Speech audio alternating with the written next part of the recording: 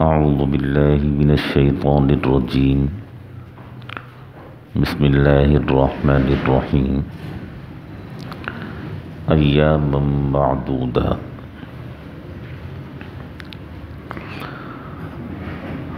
رمضان المبارک کے حوالے سے قرآن مجید میں جو آیات کریمہ اللہ جل شانہ نے ارشاد فرمائی ہیں،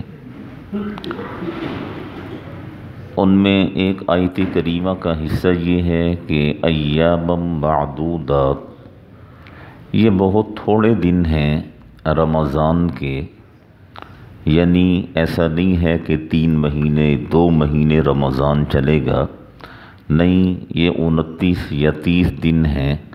29 یا 30 دنوں کے بعد پھر رمضان کی برکتیں ختم ہو جائیں گی۔ ایک تو روزہ بذات خود بڑی اہمیت کی حامل چیز ہے اور بڑی بابرکت چیز ہے۔ روزے کے علاوہ اللہ جل شانہ نے 2 بڑی زبردست چیزیں ہمیں ایسی عطا فرمائی ہیں جو سابقہ امتوں میں سے کسی کے پاس بھی نہیں تھیں۔ ان 2 چیزوں میں ایک افطار ہے، افطاری کی خوشی، اور دوسری چیز سحری ہے۔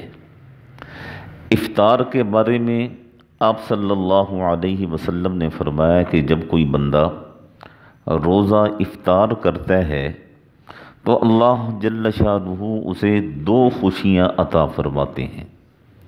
ایک خوشی روزہ افطار کرنے کی اور دوسری خوشی اپنے رب سے ملاقات کی۔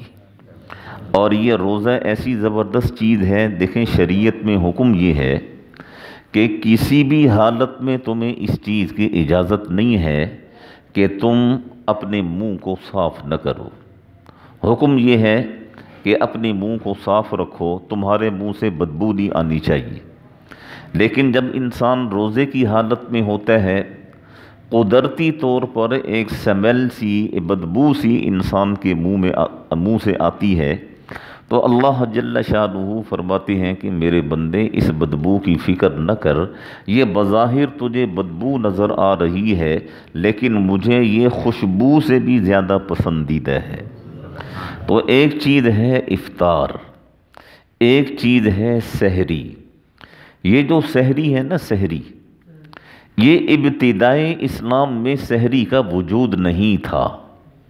جب آپ صلی اللہ علیہ وسلم پر روزوں کی فرضیت نازل ہوئی تو ابتدائی اسلام میں روزہ یہ تھا کہ ایک شخص، اس نے سارا دن روزہ رکھا ہے، رات شام کو افطار کیا ہے، اور افطار کرنے کے بعد جب تک وہ جاگ رہا ہے اسے اجازت ہے، وہ کھا سکتا ہے، پی سکتا ہے، اپنی بیوی کے پاس جا سکتا ہے، ہر وہ کام کر سکتا ہے جو بغیر روزے کی حالت میں انسان کر سکتا ہے۔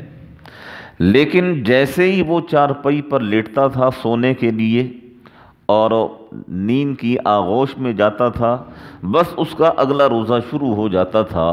یہ سحری کا کوئی وجود نہیں تھا۔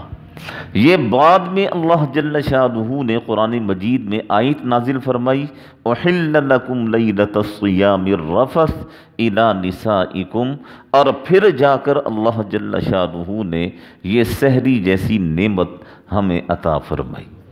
اور آپ صلی اللہ علیہ وسلم نے فرمایا کہ میری امت کے لوگوں، کچھ بھی ہو جائے، کچھ بھی ہو جائے، سحری کھانا مت چھوڑنا، اس لیے کہ اس میں اللہ جل شانہ نے بڑی ہی برکتیں رکھی ہیں۔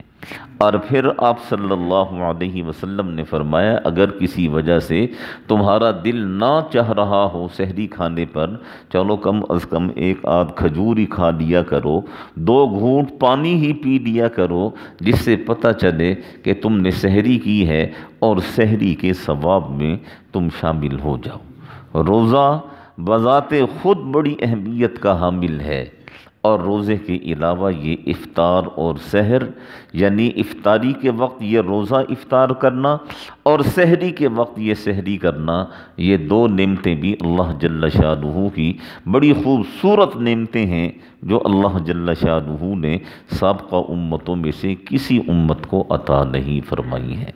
دعا فرمائیں اللہ جل شانہ ہمیں ان دونوں نعمتوں کو پہچاننے کی اور صحیح معنی میں ان دونوں نعمتوں کی قدر کرنے کی توفیق نصیب فرمائیں۔